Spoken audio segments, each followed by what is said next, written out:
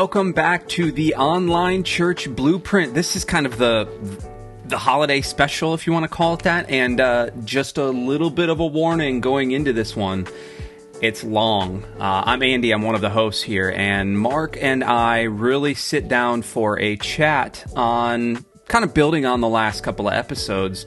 We start to talk about how to run online services, and it turns into a philosophical debate about, not really even a debate, just a talk about online church and, you know, things that we can do during online church and best practices and all of that. But then it quickly evolves into talk about church on the whole and, you know, the difference between physical church and online church and the difference between running services in both of those and kind of the things that cross over. Mark and I both have a very long history with, you know, doing physical church. I've been a pastor for 13 or 14 years. He was a pastor of a physical church for 10 or 11 years. And so we've got a lot of experience in this, and we both have kind of differing viewpoints, but you know, it's a fascinating conversation. And so I just invite you along for the ride there. And like I said, this is a long one, and I apologize. We don't typically go this long, but I was trying to kind of cut around some of these things, and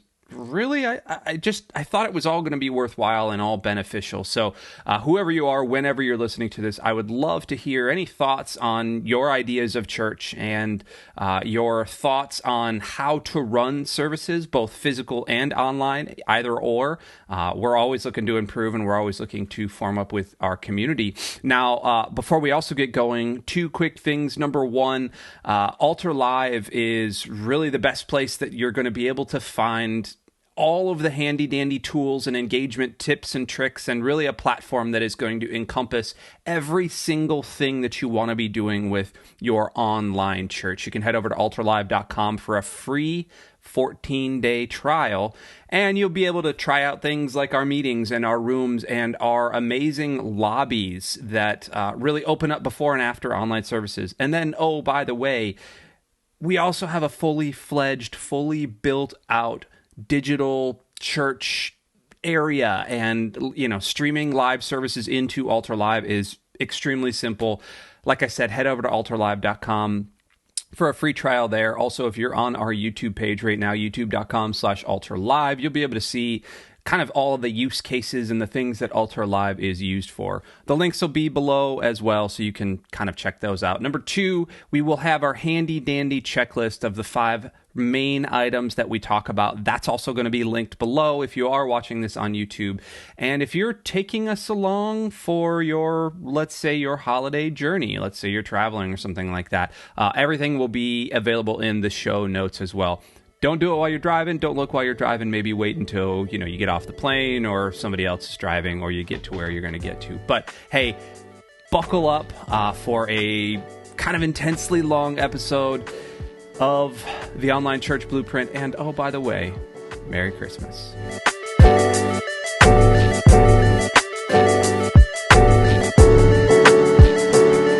All right, so we are back for episode 3 of the Online Church Blueprint, and as you can see from Mark's festive setup, and I've got, you know, lights, but I don't have the actual, like, Christmas light setup that Mark has. So it's very Christmassy here. Does it smell like Christmas in that studio? No, it should, though. I could get, like, we have one of those, like, wall-mounted heater air conditioner combo rigs, and if I just hung some, like, pine-scented car fresheners in front of it, though, it would reek of Christmas. Maybe, like, one gingerbread, one pine. One side of the studio smells like a pine tree. The other smells like a gingerbread house. I think that would be dope. Yeah. Do you guys have in your grocery store? So, by the way, welcome. I'm Andy, and that's Mark over there. I am in Tampa, and Mark is up in Pittsburgh, the Pittsburgh area. And I don't know about you guys, but like when it hits September, October, you walk into your grocery stores, and all of the grocery stores have those like cinnamon broom things out in the lobby. Do you guys have that up there? Cinnamon? What's a cinnamon broom? So is it like is it the shape and size of a standard broom? No.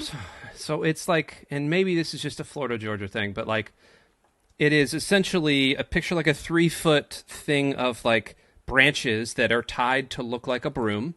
So it's like tied at the bottom and kind of fans out and then goes straight up, and there it's tied off. Like let's think like an old school medieval broom. Like a broom. Yeah, like a broom. We're thinking about a broom. But here. it's also cinnamon scented. And so you walk through the lobby of these, how the grocery stores have like the outer door, like, and then the airlock type thing, and then the inner door, and then in the airlock is like where the carts are and all that stuff. Sure. In there, it will smell like cinnamon. It will reek of cinnamon for like 2 months, maybe 3 months. And like the first couple of days, like, cool. We're in the holiday season. And then by like mid-October, it's like, man, I hate the smell of cinnamon. I can't believe you guys don't have that up there. So you're saying if you're an individual in Georgia or Florida and you're allergic to cinnamon, you literally can't. Oh, that's like you die on your way to get 100%. food. Yeah, you got to go in through the pharmacy area. Like, I don't go out or do things with around like. I talk to cameras over microphones. So if that is a thing, like if we've started a cinnamon broom transition, it's happened in the last couple of years here. You probably, if your wife went out to go get food, you would have smelt it on her. It hangs on them like, it's that bad. Dude, it's like a cheap robe. It just kind of hangs off of them. It's gnarly.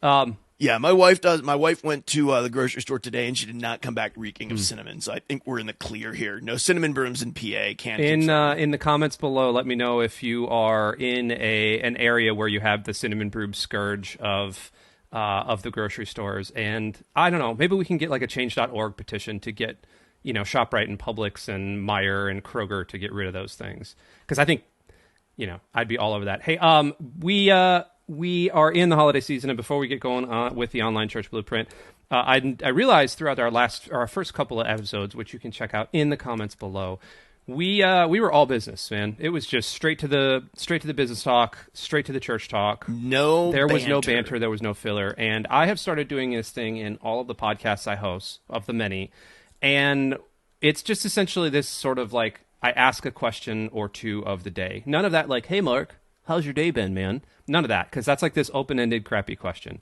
Instead, I have a question I want to pose to you, and then pose to everybody listening, and you can answer in the comments. You can do whatever you need to do. But Mark, question of the day today is, when does Christmas music get old?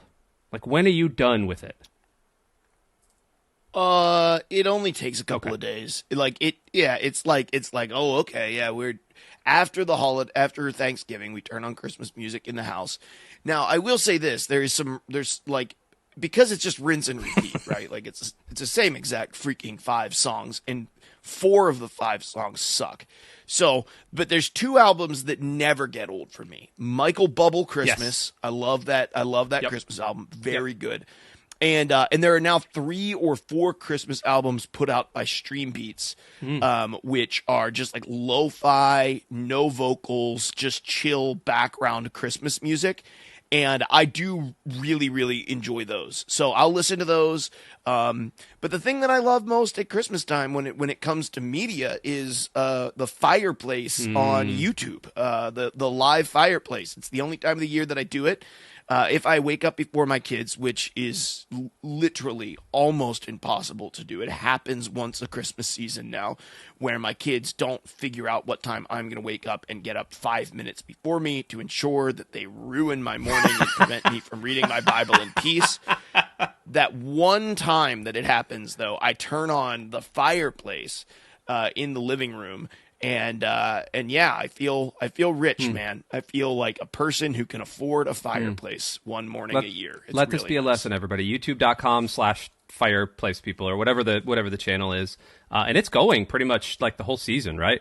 It's live. Yeah, it's like live right now. Like as you're listening to this, unless this is well after Christmas, it's live. So perfect. And you can tell that Mark is an actual streamer. He's like a professional gamer and professional streamer, because one of his top 2 Christmas songs is by Harris Heller from Stream Beats. So there you go. Congratulations, you nerd. I'm a real pro. Yeah, you are. I'm a real pro, guys.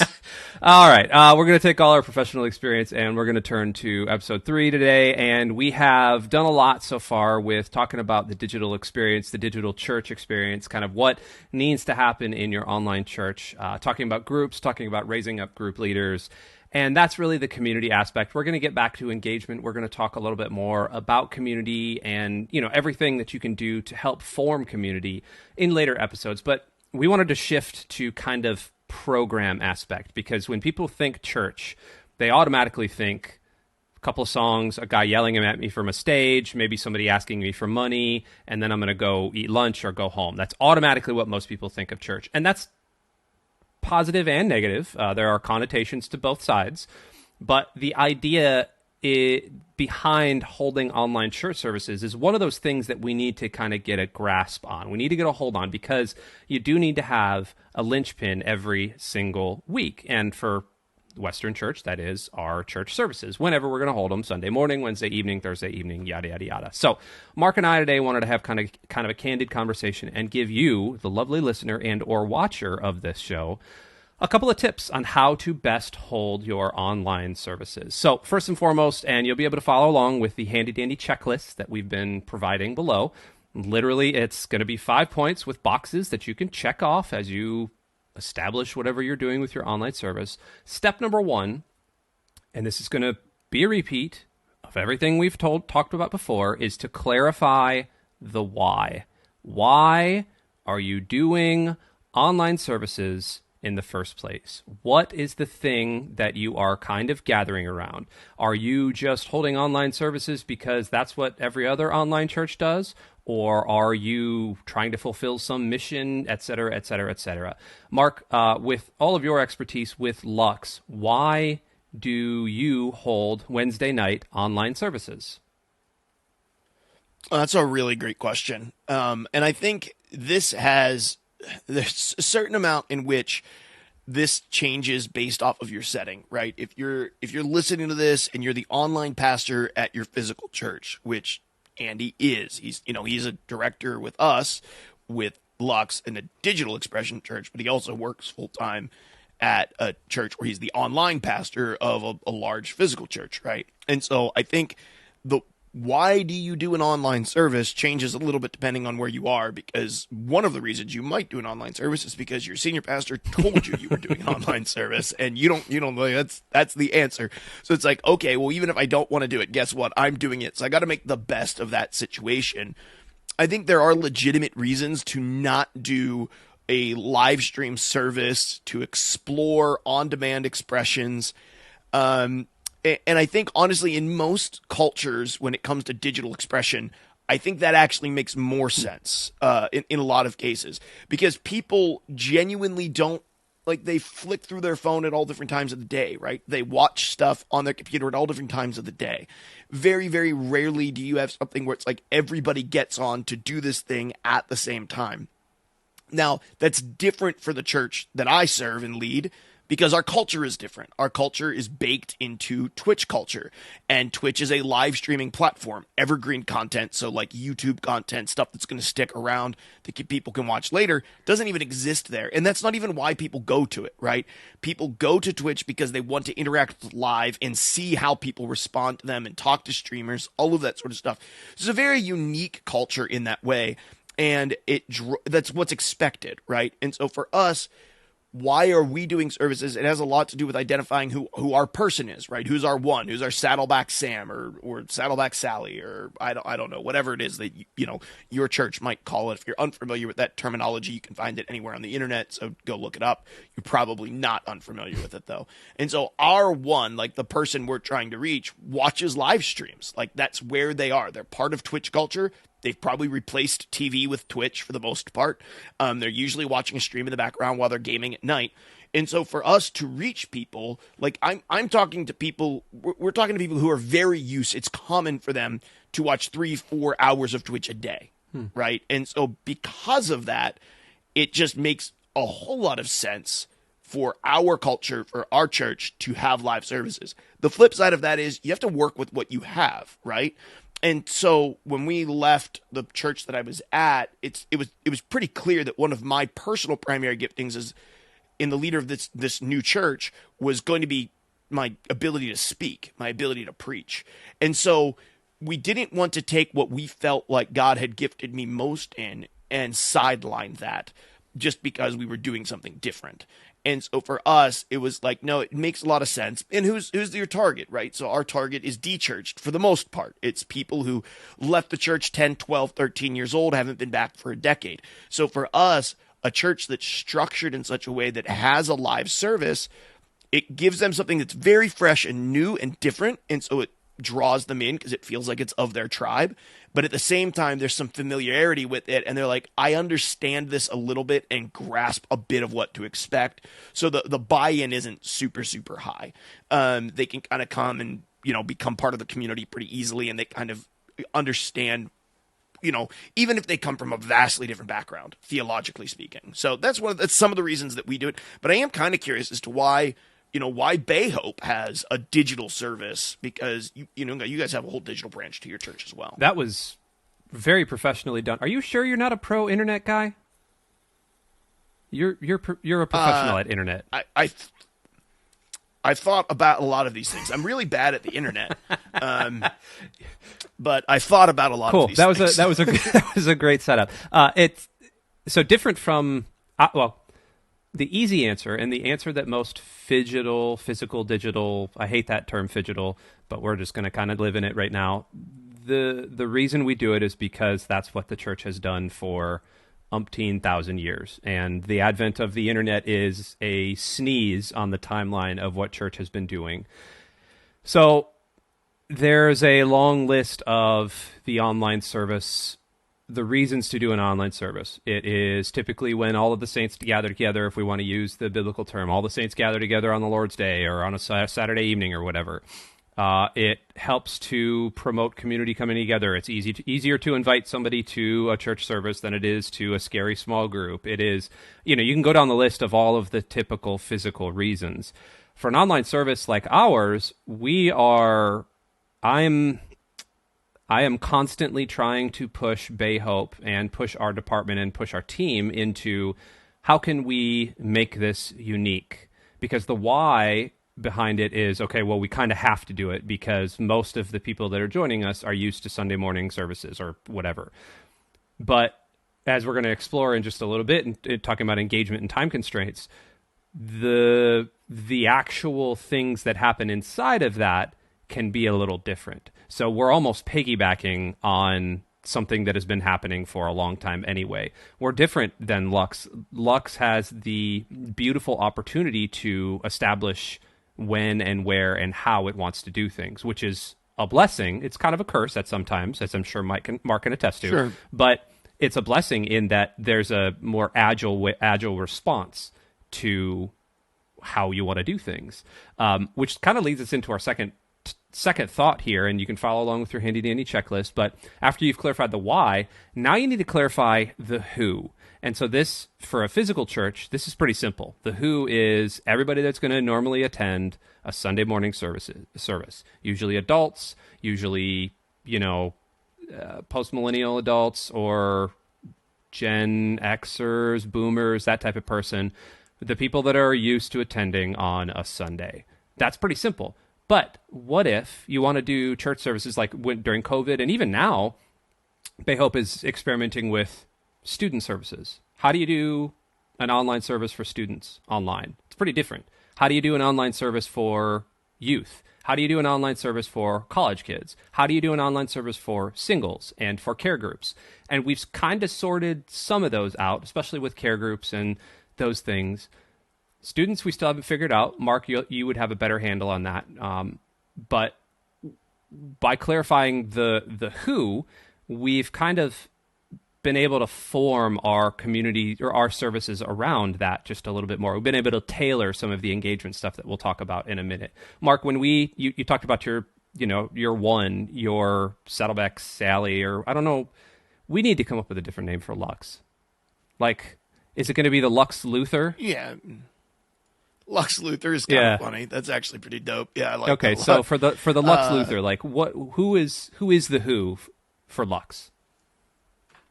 Yeah, well, I mean, we can get deep into that, and I think that maybe even in a future episode we can have some conversation around like how do you actually form that and sit down and be really intentional about the person you're trying to reach? I think that when it comes to clarifying the who, I think the more interesting, because you can look like, I would just say this, like pick up the book Intentional Churches, read through it. That'll really help you define some of that stuff. And so like, we have a 27-year-old male who's working a dead end job who comes home and games most nights. He's not really involving his life in a whole lot of anything, but he's semi-passionate about the LGBTQ community because he feels like that's the thing that he should defend in today's day and age. He's probably leaning left politically, but honestly could really care less. It just doesn't want to get in arguments.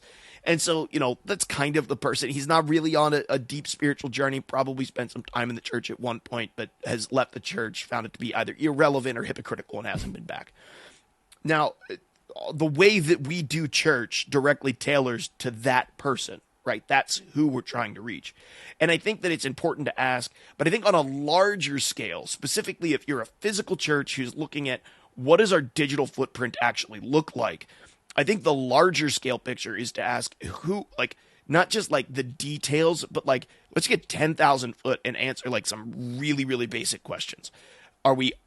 Is our job, are we trying to reach and provide a service for people who would be at church but can't be right now? Because the way you structure a service for that person looks, I believe, very different than how you would structure a service for, say, I'm trying to reach somebody who's out there on the other side who would maybe they're getting a chance to get to know Jesus for the very first time. They've wandered into my stream. Now, let me just unpack that very quickly. For example, Sally, who can't make it to church this week because Sally's a shut-in, or Rob, who can't make it to church this week because he lives in Western PA and he's at camp every single weekend all summer, but still wants to be at church. They're not watching on their phone, probably. They're probably not doing it in a way where they can actually interact with you. So engagement is really terrible. 2, they don't actually want to engage with you. They're not super interested in engaging with your online host.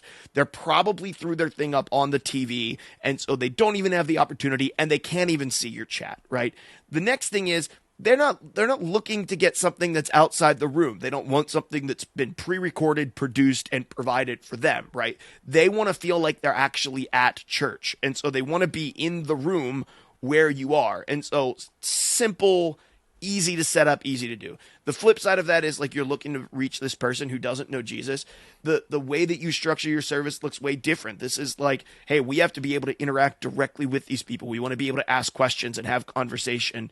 All of those things become a heck of a lot more important. And the way that you go about having that interaction and structure your service looks different. You might have a polished service. It might not be from your stage. You might not want your camera on the other side of the room from the person that you're filming. It might be a lot more work and a lot more staff time, That's interesting. When you're talking about the, you're talking about the who, it's almost interesting. And I don't know if Lux has run into this. Have you ever thought about doing separate services or separate large-scale gatherings for different types of people? So, for example, have you ever thought about doing something a little bit more expository? We're going to go deep into a thing, and we're going to open it up to a large group for those that know Jesus and have been following Jesus for a little bit. And then I'm going to use the term seeker, and I don't mean it, I hate the term, but like, are we going to do something a little bit more seeker-friendly, a little bit more Christianity 101, and kind of do that regularly? Yeah, that's a good question. I don't think that we've ever kicked around like doing other large scale services. Like, okay, this service is for the advanced class, right? And this service is for beginners. Welcome to church. I think like most churches who are intentional about reaching people who don't know Jesus, who are far from God, especially digital expressions that are trying to reach people that maybe have literally never been to church before, because like the digital expression allows you to dip your toe into communities that no physical church has the ability to dip their toe into, right? And I think that there's something really cool about that. But the unique thing is that those people do not come with any sort of an intact biblical worldview. And so even when they come to faith, they have just literally no idea. And that's been one of the experiences that we've had, right? When we've had someone who came from a Muslim faith who came to like just no no basis for it, just didn't know, right? We had people from other countries who've like come into faith and they're primarily, a Hindu country, like, and have no idea. And that's okay. Like, we got to start with the basis. And then I think like most churches who are really intentional about reaching the lost, their live service, their event, right? Their thing that they're trying to invite people into, it is built to keep the cookies on the bottom shelf and challenge the people who are reaching for the top shelf, right? Because in this case, you put the thing that I don't like about what church does very typically is they take information and they put it on the top shelf, and then they take responsibility and they put it on the bottom shelf for everybody, right? And so like, come to this extra Bible study, come to this extra, and so there's all of these additional things that you have to do. And for us, it's like, how can we take the info, like the education, can we put that on the bottom shelf, and can we take the responsibility and let's put that on the top shelf, right? And so we're always calling our people to apply stuff. Most people in church don't need more expository preaching. They need to apply preaching that they've already heard. And especially people who are in, week out. They don't need another aha moment. They need to act on the aha moment they had. And so for us, that happens primarily through then the context of relationship and small groups, right? Community nights, discipleship meetings, like those sorts of things where we're trying to help people then grow to become more like Jesus. But it's so often we just believe that growing to become more like Jesus just has to do with more information about scripture that you have and more Greek that you've heard preached about. And in my experience, becoming more like Jesus has to do with acting more like Jesus. And acting like Jesus is actually not terribly complex, right? That's something that somebody who's brand new to the faith and someone who's been walking, quote unquote, walking with Jesus for a really long time can do. And so I don't think we've ever really explored the idea of like, hey, how do we split this up? It's an interesting concept. It's just not one that we've really entertained. Let's move to kind of topic idea number 3 here. And it has to deal with the overall service itself. The big headline I kind of wrote here is clarify the engagement, and engagement is that big buzzword that we've been taught to throw all of our metrics and all of our money behind, and most people don't actually understand what engagement is. Most people think that engagement is a statistic that is reported back to you by Facebook or YouTube. Most people don't realize that engagement is actually just kind of what Mark and I are doing right now, and that's talking together. That's just really engagement. It's tough to talk one-on-one when you've got hundreds of people lined up with their cameras off, or the ability to not even turn on your cameras, which I need to plug right now, Altar Live, a place that you can actually do digital services and all of the things and allow people to turn their cameras and microphones on and actually have one-to-one conversations with people during a service. It's this wild concept that actually works in practice. But when you're clarifying the engagement, taking it back to the why, you need to kind of ask yourself and ask your team and leadership, if it comes to that, the serious questions. Those questions being like, do we just need to parrot, in the physical sense, do we just need to parrot what the church itself is doing? Do we need 3 songs and a message? Do we need an extended announcement time? Do we need, the boring quote unquote things for online? Why are you doing those things when most people are just simply a click away from watching a football game at the same time, or going to YouTube and having you pulled up in another window and, they're watching, I don't know, Casey Neistat or something like that. Like, it's one of those things. How can you structure your service so that people are actually talking to you? Mark, when you are designing a Lux service, especially when you first started really, because I feel like, you're 92, 93 weeks into Lux so far. And I only know that because I have access to the Google Drive, and I literally just was working, cutting a video that said week 92. On 93. Yeah. But so you've done this 93 times and then some. How did you guys clarify the engagement when you were first designing a service? Twitch gives us some stats that are really helpful, I think. And I don't know that I don't stream on other platforms, so I don't know these things other places. The hard part about digital is we think we can equate reach to attendance, right? And then we can equate, I don't even know, like, and then we say, okay, engagement is And we think that engagement in some way, shape, or form is like, okay, X amount of people said something or responded or raised their hand or signed up for something or filled out a connection card. And I'm just not convinced that that's engagement. And you're not structuring. Most churches do not structure their services in a way that actually provides for engagement, right? They are broadcasting what's happening in a room where people are there physically and still not engaging, right? It's not, it's like, why would you expect people in the online world to engage while you're preaching when you don't even expect the people who are physically in the room to engage with you in any capacity?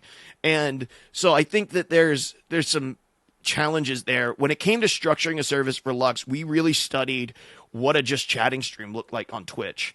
And we said, why is it that somebody can sit in front of their computer and stream to 400 or 500 people, sometimes 15, 25, 35,000 people, and see hundreds, thousands of messages in a couple of hours come through, and see people actually really genuinely engaged, emoting like crazy, responding like nuts, like to the point that once a stream grows to a certain point, like the streamer literally can't even engage with it. The problem is not that it flips, right? Because originally it's like we have people to engage with the people who are out there, but none of them will engage. And it actually flips in Twitch, where it comes to the point that there are so many people watching trying to engage that the streamer actually can't engage with them. And they have to completely disconnect from the chat and just allow it to be what it is and have their mods run it. And so we said, what do those things look like? And so that's why for us, our structure is our first 15 minutes of service is dedicated to just sitting in a chair and talking to chat. We just interact with chat. That's it. We sit there and interact with chat, and we give a couple of announcements. And we laugh. Like, humor is a staple and a major part of our church. That first 15 minutes have to be engaging and funny. And it's not skits. It's just us, right? It's just us making light of ourselves, enjoying the company of the people in the chat, and just hanging out with them. And that's welcoming people, all of those sorts of things. It's saying hi to first-time guests, all of the stuff that you would think maybe would happen before a service. That happens in the first 15 minutes of our service. And then we do one worship song. I'm not saying that we wouldn't like to do more in the future, or we might not change that, but at least for the first 2 years, we've done only one. And the real reason for that is because I don't know if you've ever sat at home while you watched worship happen on your TV. It sucks. You don't sing. No one's singing. Like, I'm not saying that we shouldn't sing. I think we should. I'm saying that the reason behind why we worship and why we sing, if we're honest about most church services, is to move people into a place where they can receive the word, right? And that might be a terribly Calvinistic thing for me to say, right? That might be like super Calvinistic. But I think that's my understanding of one of the main reasons that we worship and why we sing. I think that every aspect of life can be worship. And I think that as long as we're giving honor to God and glorifying him with our lives. And I think this aspect of singing and reflecting is also this part of moving us into a place where we can receive from the Spirit. And so we thought that a song was good for that. And that's what we use it for, because the longer it gets awkward online, just to be honest with you. And then from there, we do prayer. Every week, we have people raise prayer concerns live in chat, and then we live actually pray for those things. It's not just like hey, guys, thanks for raising your prayer concerns. Here's a pre-recorded prayer by the pastor. We actively read those things and pray for each and every one of them. And then engagement during the sermon looks different because it's harder to be engaged and preach. But we try to structure it in such a way where we're asking questions during our sermon and giving other times. For a while, we did a thing where, like, in the first third of my sermon, I actually asked a question, and then I had my team copy the responses and send them to my phone over texts or over Discord DMs. And then in the second half of my sermon, I would read them at some point. And it would enable us to really engage. They would pick out some of the best ones for me, and then it would actually feel like I was engaging with them in a slightly deeper level. And then in our post-service, like after we're done with everything, service is over, Lord's Supper's done, whatever, for that week, I'm back on the couch and we're just answering questions. And I will take breaks from a sermon to welcome somebody. I will take breaks in the middle of a message to answer a question that comes in, because my goal is to engage with the people who are actually at church live that week. one of my favorite times in all of the week is the first 15 minutes of a Lux service. And if you have never had a chance to join, I invite you to twitch.tv/Lux Digital Church, or, well, we don't ever put it's in VOD, so if you want to go to twitch.tv/Lux Digital Church, you can watch it anytime you want. It's not on YouTube. We clip out the sermon and put that on the YouTubes. But it's one of my favorite things in the world. And actually, I started, and it was one of the things we were doing at Bay Hope for a while, kind of opening up. So our service is kind of bog standard, not bog standard. It's a song or two, and then announcement time. It's your typical Sunday morning church service. But I got hired in June of 2019 and kind of took a couple of months to get my feet under me, figure out the lay of the land, figure out the community and the culture and all those other things. And then this fun little virus called COVID-19 hit, and it shut everything down. And it kind of accelerated all of the plans that I had already been in process and in progress to really start to derive a bit of engagement out of our services. Through that, our church went from meeting about 800 or 900 online every single Sunday to 5,000 online, just in the blink of a hat, drop of a hat. And it slowly started to settle down as COVID settled down. And once we opened back up, I'm going to blink a hat. You can try. It might hurt. I think it might hurt. I want to blink. Yeah, I think it might hurt. Well, it's like Mario. Did you ever play Mario Odyssey? I think he had a blinking hat. Yes. Yeah. The one. It's a great. Yeah. It's a great game.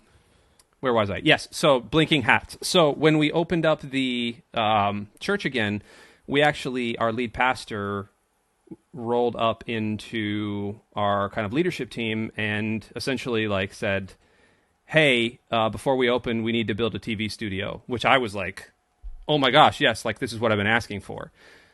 So, and then just walked away. That was essentially just rolled this hand grenade into the room and then walked away. And meanwhile, left all the finance people just flabbergasted, how are we going to pay for this? Money, supply chain, all this other stuff. God blessed it. It happened. Spent a lot of money on a TV studio, and that's where my office is in this TV studio. And we, over the last year and a half-ish, have gained the ability to run a 1 or 2 man show in this TV studio to where we can live drop in and drop out whenever we want during a Sunday morning service. So typically what we are doing is we're spending the first couple of minutes doing exactly what Mark was doing. Less laughter and less sort of in-jokes and less, gamer talk, because we're talking to anywhere from 25-year-olds to 70-year-olds. And so a lot of them have no clue who I am most of the time. But we're on camera, we're talking with the chat, we're engaging with people, we're going to live worship, we're coming back into the studio to do announcement time and communion time and any other, there have been a couple of Sundays where I've had to write a message in 15 minutes and preach because all of our camera equipment, all of our switcher equipment died, and so it's just me preaching to 2,000 people with a message that I prepared on the way in, which is totally fun. Stuff like that. But we have that ability, and my exhortation for people, this is what I'm always telling churches that are doing this, find some way to get somebody to talk to a gosh darn camera. Find some way to do exactly what Mark and I are doing, look into the lens of a camera, and talk to the people that are on the other side of that. Because you're not talking to a house full of people that are looking back at you. You are talking to a glass eyeball that may have 1,000 people on the other side of it. And if your service is not structured to do anything about that, and if you are not used to engaging people on the other side of a glass eyeball, you are going to be lost. You are going to lose your people, and they're going to go do something else. They are going to completely write you off. The engagement portion of that, clarifying the engagement, clarifying the people that are behind that, it's this building block of the why behind the service, the who you're trying to reach. And now you can look into that camera and you can say, man, it's so good to have you look down at your laptop, see that Dorothy and Timmy and the Thomas family are online. Man, Dorothy and Timmy and the Thomas family, good to see you guys. Thanks so much for being here. How was your weekend? Ask them some stupid question. Hey, do you like ham or turkey at Christmas dinner? Both? That's awesome. I do too. I love meat. Okay, we're going to go out to our service now. See you in a little bit. Boom. You have now made a personal connection with somebody. You have now designed your online service to give you a quick and easy win. You have looped those 1 or 2 people in. And here's a little fun little tidbit. You have actually made a number of people jealous in a good way. And I don't mean jealous like, oh, that person didn't talk to me. It was on the camera. But now people are going to be more incentivized to type into the chat hoping like, maybe Pastor Andy's going to say something to me next time. Maybe I should put a funnier, wittier, maybe I should put my prayer request into the chat or something like that. Somebody else is going to see that in the chat and respond to it. Somebody else is going to respond to it. It's going to take a long time to build up that snowball. But I tell you what, over 3.5 years, we have way more active chatters than we had when I first started. And that's simply because I took the time to clarify my engagement and clarify who I'm talking to and clarify the big why vision. Mark, any response so I can kind of step down off my soapbox here? No, I think that when it comes to working with physical churches who are asking some of these questions, some of these ideas can just be really overwhelming. Like, where am I going to find the team? We can't build a TV studio. And it's like, that's okay. Like, that's okay. I think there's two pieces. One, you don't need a TV studio to actually create engagement, right? You don't really need a lot of fancy tech to do it either, to be honest. You need a little bit. There is a way to get a camera set up in a separate room that, and up with a mic, and somebody can sit there and they can actually talk and chat with your folks and get them to respond and have conversation there prior to service. And I think if your goal is engagement, then you have to get away from the online host thing, right? Not like the person on the other side of the camera, like the person on the other side of the keyboard host. The person's just not going to prompt people to message because most of them aren't looking at the keyboards. They're not looking at the chat. And so if you're trying to drive engagement, like, you have to show that you actually care that those people are there, and you on the camera care that those people are there. And it's got to be more than like, hey, everybody, welcome to New Generations Church, an online family. We're glad that you're here with us, too. Now let me never look at the camera again and talk to all these people. And in some capacity, it even has to be better than like the Craig Groeschel, like, man, that guy's drilled in. Like, he looks at this camera for these 3 lines, that camera for those 4 lines, that camera for that line, back to this camera for 6 lines. Right? Like, he knows exactly what he's doing, and it's done so well, but you don't have to compete in that space, right? If you are organic and natural, and it's actually it's just not even super expensive anymore, because one of the things that COVID did was put insane pressure on companies who are making microphones and cameras, because there were new competitors in the space who were making more efficient and cheaper products. And so, like, there's a lot of equipment out there that you can learn about and get your hands on that works really, really well, that comes from not the online broadcast world. It comes from the gaming community. It comes from the streaming community, because you don't know this, but, you don't need a giant soundboard to do this. You need a Go XLR Mini or a Rode podcast interface and, a half decent microphone, right, and a boom arm, and you could do a lot of stuff, and someone can run your stream in a way that's actually engaging. The flip side of that is sometimes it's like, if you're a pastor and you're feeling pressure to do online ministry and you're like, I don't want to do it, I do not care about it, I think it's stupid, and my church is still trying to figure out if they're doing a traditional or a contemporary worship service, fine. Like, that's okay. Like, I think it's genuinely okay for some churches to come into this segment and just say, this isn't us.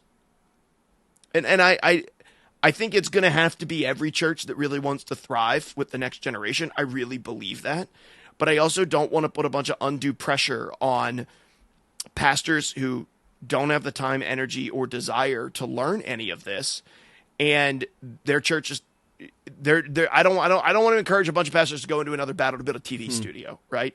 I think that there's ways that you can do engagement really well without all the bells and whistles, and I think there's some churches that just need to have a really honest conversation and say, just because everybody has their service on the internet does not mean that my service has to be on the internet. And there's some extent where that's okay too, because I think just the idea of how do I structure my online service is overwhelming to a lot of pastors that might be in smaller mainline denominational churches that just feel very overwhelmed by the prospect of even dipping their toe into That's good, this. and that's... Which you're probably not listening to this podcast. Well, and maybe, because there are a number of pastors and leaders that I've talked to that have gotten the directive from their online pastor, or from their lead pastor, hey, we need to do this online thing because everyone's doing this online thing. And then you're right, they get super overwhelmed and go like, well, I can just set up my iPad and broadcast to Facebook Live. It's like, well, no. I mean, you can. You're not wrong. That will get you on the internet pretty quickly for free. but there's no why behind that. There is no who behind that, and there's no engagement behind that. The other side of that kind of everything is that we then get the chance to, when we talk about these things, we get to use some of these free and some of these paid tools to do good in ways that I don't think they were originally designed to do. So like Twitch was not designed to minister to people around the world, right? But it's free. It's a free platform for us to use. Obviously, some of the tools are not free, et cetera, et cetera, et cetera. Ultra Live, not free, but definitely cheap compared to other things that you could be using. These tools are out there to where now we can start to have these conversations of, okay, so let's move past just the let's innovate just a little bit. Okay, cool. So I set up a camera in the back of my worship center. Cool. Now, how do I, with minimal amounts of money, buy a $200 switcher and talk to this camera and then talk to these people? That's a conversation. That's a cool conversation to have. That's a conversation that's actually driving the mission forward, instead of how do I add another song to the end of my worship set to get people to respond by doing X, Y, and Z. Because I think you're moving away from what you actually need to be doing as a church, which is community, which is engagement, which is making people understand that they are disciples of Jesus, meaning followers of Jesus, meaning students of the Master. So I think you're right to point out, and I get a little overzealous when I start talking about the studio, and I forget that, like, hey, most churches aren't going to go build a TV studio because they're not going to. Most lead pastors, if you're one of those out there that has a lead pastor that does not see the value in digital, I'm very sorry. There are those out there. They are slowly going away, which I think is a good thing. Sure, there's some shift in perspective there when it comes to the digital space. I think some people are seeing. I may have said this on the last episode. Did I talk about the church that's doing communion only in person in the last episode?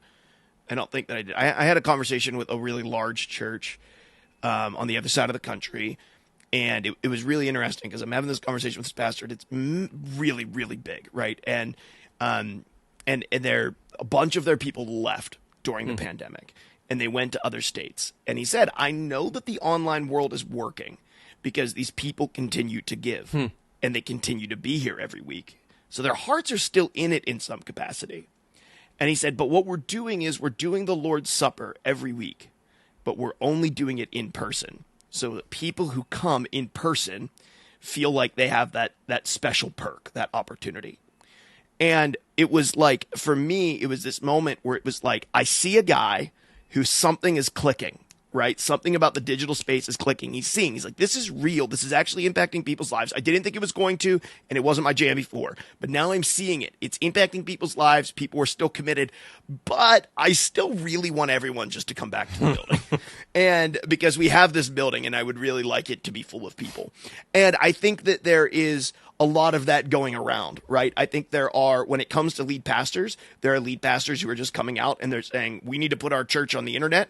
I don't care. Put our service on the internet. They're not really interested in having a conversation about changing what you're doing or changing the structure of a service or doing something very different, which all are going to be necessary in order to do this effective. If you want to do this effectively, and it's not just for Sally, who's a shut-in, to be able to watch your church service on Facebook on Sunday mornings, if you want to do this effectively and actually reach people who don't know Jesus, then you have to completely restructure. Like, it has to look different. It can't be the same. It does not work online. Just literally doesn't. It's like planting a church where you're speaking a language that no one can understand. And at the same time, there's also these pastors now who are kind of like, they're getting it, but they're also really not, right? It's like, oh, I understand. Like, I think I see the value, but every day I'm immersed in this fill the physical building thing. And so, like, what can we do to get people to come back? And instead of like, oh, people's lives are being transformed and they're still bought in, even though they're not here, there's something unique about this. How do you actually lean into that? Because there actually may be a chance for us to have reach in thousands of communities instead of this community. And what does that actually look like? And I think that it's been really interesting to watch different senior pastors at different stages in this journey of what does digital ministry look like for our church. And that's not to vilify those pastors that are saying, like, I don't see value of digital. I don't, they're oftentimes their community has not lent itself towards that, and they might have an aging congregation. They might have a congregation that just has no digital prospects whatsoever. Also, a lot of pastors that's just what they've been doing since the beginning of their pastoral ministry, and a lot of them only know one or two ways, and getting a pastor to kind of change midstream is tough, man. It is one of the toughest things in the world. It's like getting, you need an act of Congress to get certain pastors to do things, to like even change the carpet or to spend money, and that stinks. But it's also like, okay, well, work with it. If you're a guy or a gal that sees the necessity of digital, keep pushing, keep knocking on the door, keep telling them like, hey, we can do online services this way and this way and this way. But and I think the reality is a lot of it isn't senior pastors who are midstream, right? Yeah. That in midstream, you're navigating rapids, you're communicating with your team, and you're trying to make changes as you go down to keep the boat up, right? We got a lot of pastors who are some of the only ones that lived out COVID are in the Delta, right? They're at the end. They're it's calmer waters where we are, right? And we're not looking for rapids, right? I can't tell you. I've talked to a lot of pastors who have just flat out said, I don't know. I'm trying to remember where I heard this, and I just want to be really careful. But there's another pastor, it's a really large, influential church in our country, and he just said, I know that this is important. I just don't care. Like, I don't want to learn it. I'm just at a stage in my ministry where I know this is important, but it is the next generation's thing to figure out. It's not mine. And I think there's a lot of pastors who are in that stage who are finishing well, who are finishing really well, right? They're in their last handful of years of leading. They've shepherded their flocks very well. They've grown really influential churches. They've done really amazing stuff. And they're literally just saying, like, I know that this is a switch, and I just don't know that I'm built to make the jump. And it's got to be the next generation that has to be able to do it. And I think we'll see transitions. We're looking right now at the generation of boomers and older Gen Xers who are handing their churches off to millennials right now in spades. Some of the biggest churches in the country and most influential churches in the world are in the processes of doing that right now. And as they're working towards their transitions, I think we will see more creativity and engagement in digital space than what we have before, because I think there are pastors who genuinely know that this is necessary. It's just, they just don't feel like it's their calling. And I've talked to a lot of senior pastors who are in that vein. That's where they are right now. That's good. We just took a long road around what we were actually talking about. So I appreciate the time there, Mark. You again, going back to what Austin said about you, that guy knows his stuff. So that's you. You know your stuff. Thanks, Austin. He listened Austin. to last Appreciate episode you. too. I didn't get any notes from him, so he hasn't gotten his red pen out yet. He will. Well, he thought I knew my stuff episode 1, and episode 2 he was like, "Yikes, bro! Too quick a call. It was too quick a call." Yeah, you're not wrong. The last little point here, and then this is the easiest one, but you need to clarify your time constraints. That's just pretty simple. For a lot of churches, it's an hour. I think a lot of physical churches, the fact that they're doing online services, just kind of putting up a camera in the back of their house or, producing an online broadcast, it's way too long for a digital service. Because, like Mark said, listening to 3 worship songs, that's a long time. Most people are bored by the end of the first song. You're not singing along. It's just you're watching a musical performance. At that point, there is no connection to the Lord. Sermon, I've heard differing statistics about sermon length. It can be anywhere. It should be 15 minutes. It should be 35 minutes. You can go an hour because if you're engaging the camera and talking to chat, like all those things. Mark, where do you fall on that? By the way, the sermon length argument. Once again, this has to come back to your other answers, right? This has to come back to your why and your who. So our why is we want to reach people who are gamers for Christ. We want to reach the Twitch community. Like, we want to be a light for every dark place, and that starts with our community at Twitch. That's our tribe and our language. And our who is people who are watching streams for 3-4 hours a day. Therefore, the length of our service doesn't bother me nearly as much, right? I'm actually okay with our service being relatively long, because my people and my one is used to watching long.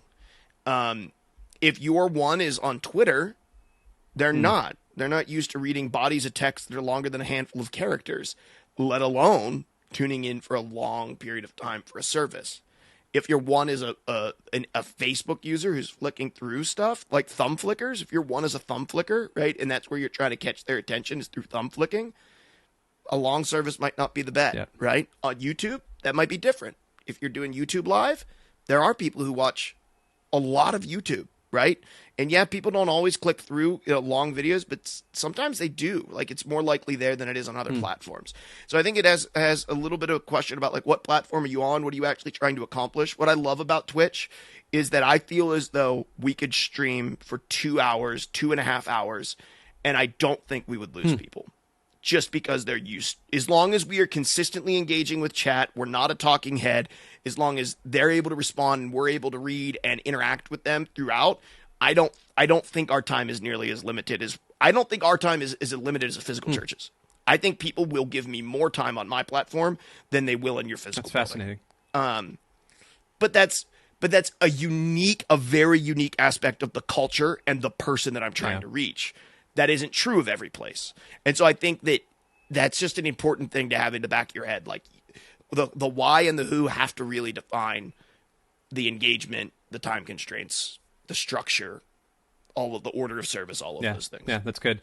I echo all those things and just say, hey, if you're in a physical church, shorten your services. Just trust me on this. Twitch is a different animal, like Mark just said. Maybe you need to start thinking about some ways that you can shorten your service. Maybe that is if you figure out a way to drop in on the third worship song. Maybe just float that around and play with it. Just saying, we can have those conversations. Mark, anything to add before we get out of here on episode 3? The only thing I'll say is pre-plan in your order of service that you are opening opportunities for people to step into conversation and share their story. So part of the structure of your service needs to be, if you're in Altar Live, the service doesn't end when the live stream is done. It goes to the rooms, right? If you're on YouTube or Facebook, it goes to Zoom calls. It's whatever it needs to go to. Like, there needs to be an expectation that the party's not over just because the worship service is done, that now we're moving. So we move into Discord afterwards, and we have conversation there, and we hang out after church, and we have our prayer rooms and all of those things. A live stream service isn't just hit live and then hit end being live. Your service isn't like that either. People come into church, and they mingle, and they talk, and they find a place to sit, and then afterwards they leave, and they grab coffee, or they hang out with people, or they chat with someone they wanted to catch up with. You need to give people room to do both of those things as well, and that 15 minutes of conversation, 10, 15 minutes at the beginning where you're engaging directly with them, and then the chance to come and be face-to-face with you over calls and voice chats afterwards are really important elements of what it means to be a church and what it means to get to know people and drive engagement as well. So you need to open up opportunities for those two things on the front and back end, and those aren't in addition to what you're doing. These are an integrated part of your service.